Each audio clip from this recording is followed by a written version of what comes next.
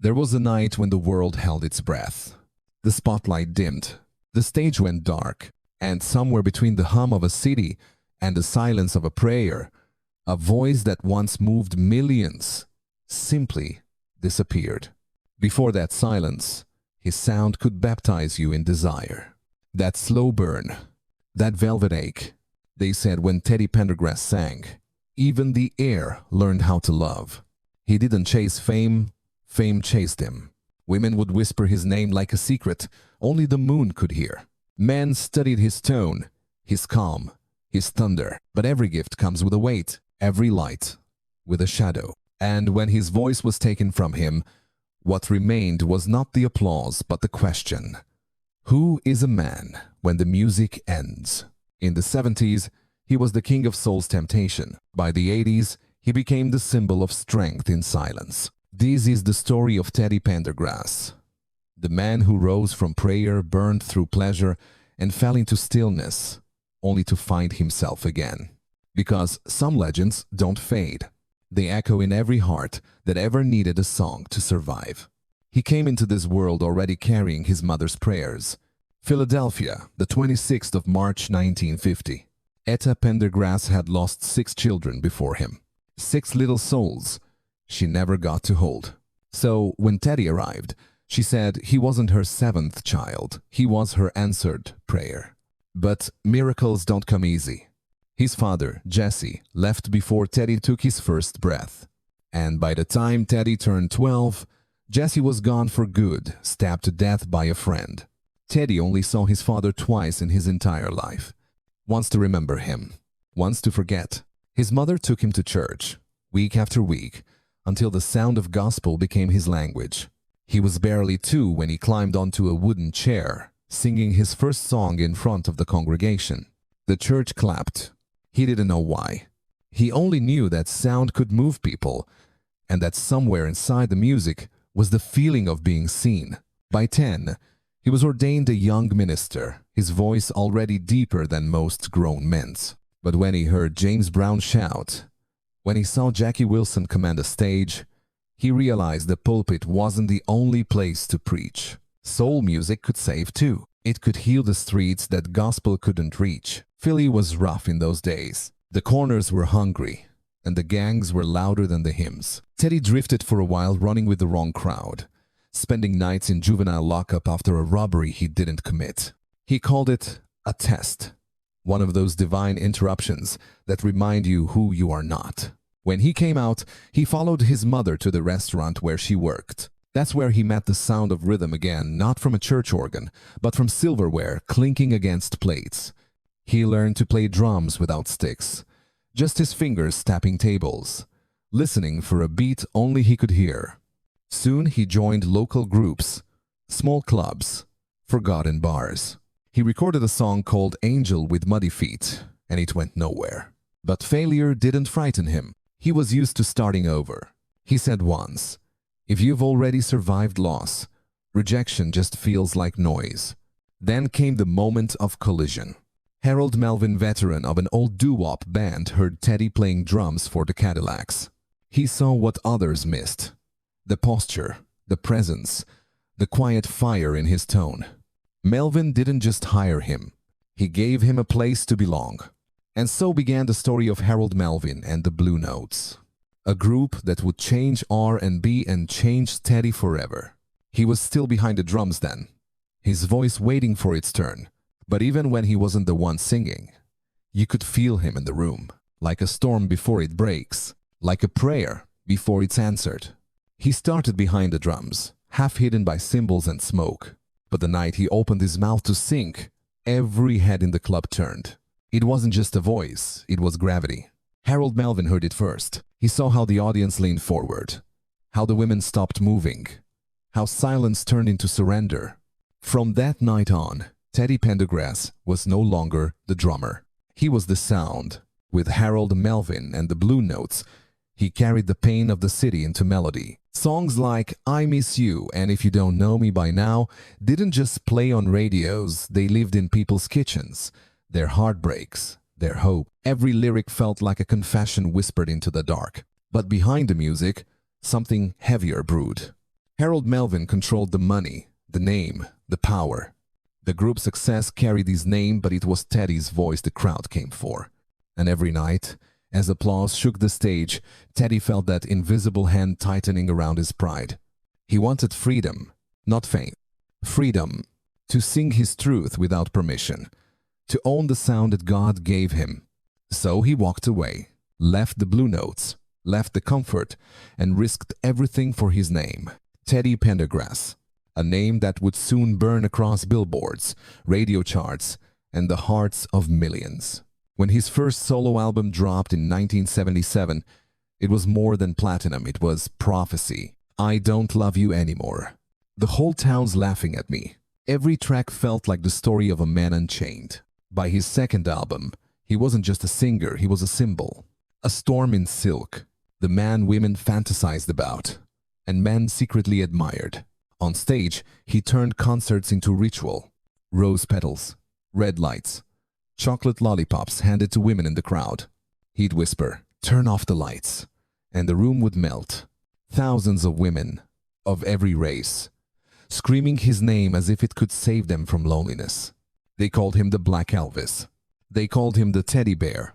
But what he really was a mirror showing America its hunger for intimacy, for tenderness that didn't apologize. Teddy sold out arenas, 5 consecutive platinum albums, and every note dripped with authority. He made vulnerability sound like power. He made masculinity sound gentle. But fame in Philly came with enemies. Cops harassed him. Mobsters followed him. Even Marvin Gaye accused him of stealing his style and his woman. Every spotlight cast a shadow, and Teddy's was growing darker.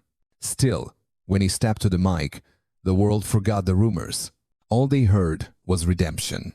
All they saw was a man who turned pain into rhythm. He once said, "You can't fake soul. You have to live it." And in those years, Teddy wasn't just leaving soul, he was defining it. The Velvet Storm had arrived, and no one, not even Teddy himself, was ready for the silence that would follow. Philadelphia, March 18th, 1982. The air was soft at night, the kind that smells like perfume and pavement after rain. Inside a silver Rolls-Royce, Teddy Pendergrass was finally alone. The club lights still echoed in his mind. The laughter, the perfume, the way the crowd sang his lyrics, back to him every word like a promise. Beside him sat Tamika Watson, a performer he'd just met, her laughter light as the music on the radio. Teddy was driving fast down Lincoln Drive, the same road he'd taken hundreds of times. He wasn't drunk. He wasn't careless. He was just tired, the kind of tired that follows men who have spent their lives giving everything away. Then, without warning, the car began to shake. A scream of metal, a flicker of light, and then nothing. The Rolls slammed into a guardrail, spun, and crushed into 2 trees. No screech of brakes. No time to pray. The city, for a moment, went silent. When paramedics arrived, the air smelled of gasoline and smoke. Tamika was crying, trapped but breathing. Teddy wasn't. His head leaned against the leather seat, his chest still, his fingers open, as if reaching for something just out of reach. It took nearly an hour to cut him free. In the hospital, the white lights were too bright, too clean for a man who had lived on stage lights and rhythm. When he woke, he tried to move first his hand, then his legs, but nothing answered. The world felt far away, muffled like sound underwater. The doctors spoke in careful tones. Spinal cord injury, paralysis from the chest down, quadriplegic, words that did not belong to the man who once commanded thousands with a whisper. At first, he didn't cry. He just stared at the ceiling, listening to the faint hum of hospital machines, keeping time where his heartbeat once led the rhythm. Then came the pain, not physical, but the kind that settles in the throat, the kind you can't sing through. He asked the woman he loved, Karen Still, to end it. He wanted silence, a silence deeper than any stage could offer. But Karen said no. She held his face in her hands and whispered, "You are still here." And for a long time, that was the only truth he could bear. Days turned into months. He learned to breathe without panic, to speak without bitterness.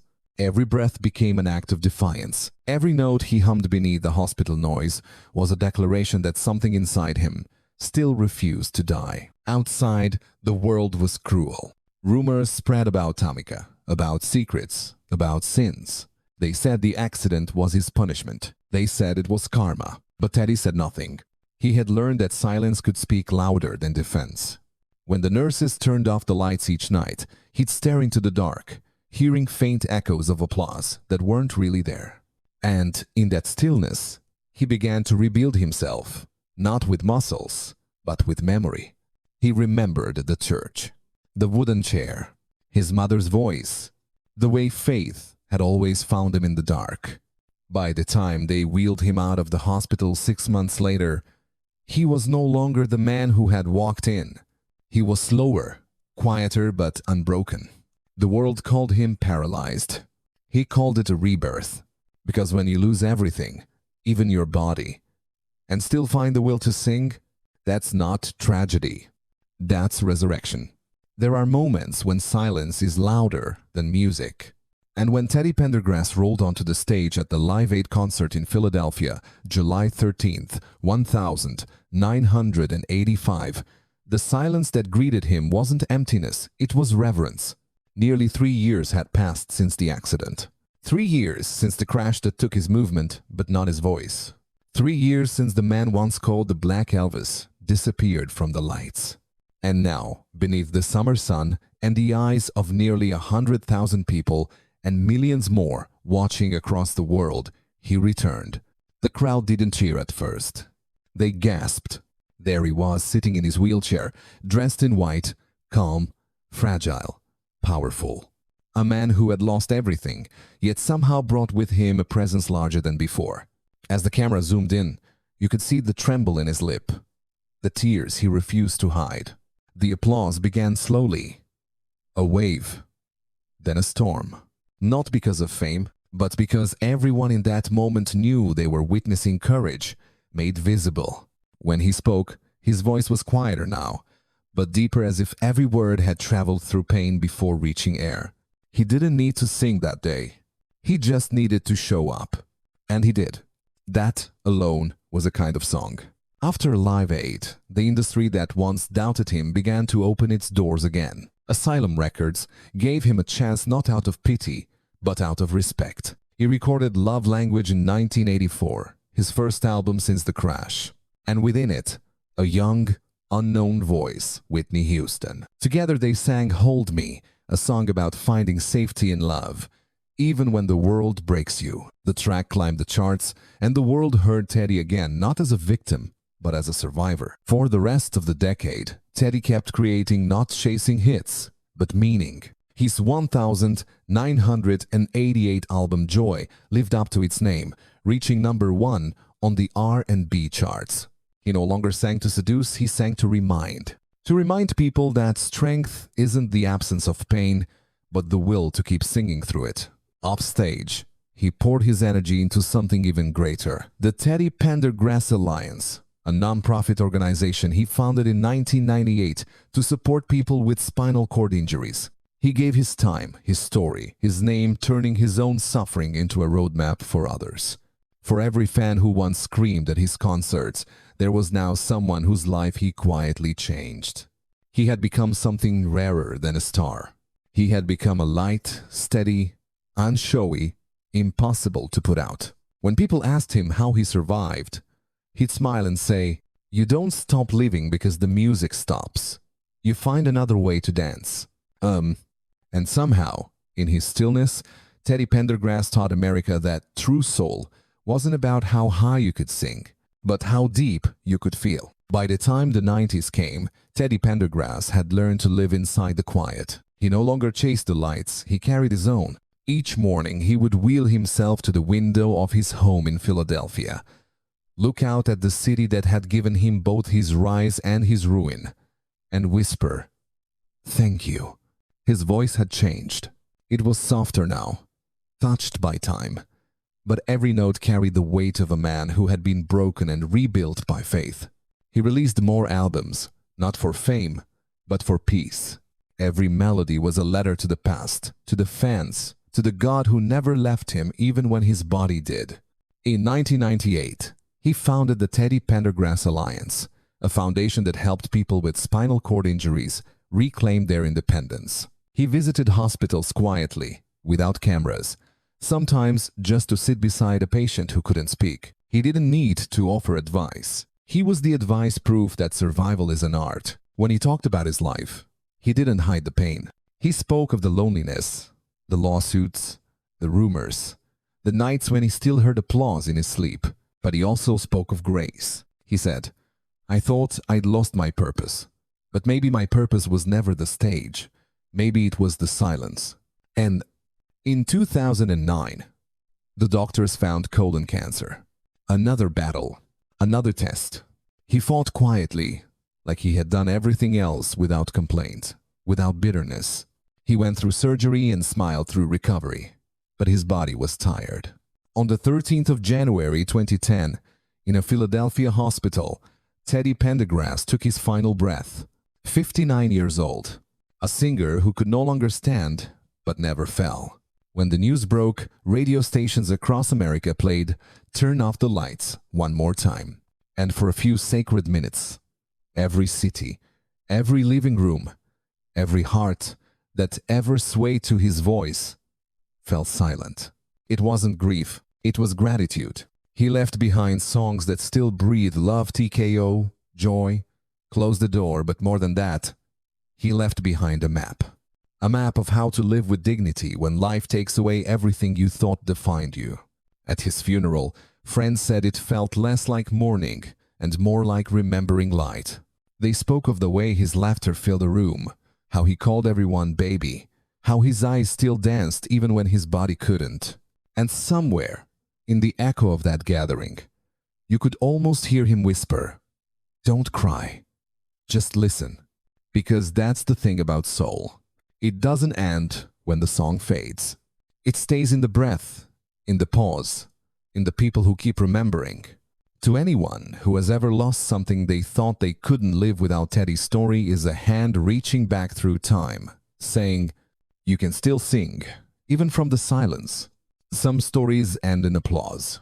His ended in grace. And maybe that's the highest note any man can reach.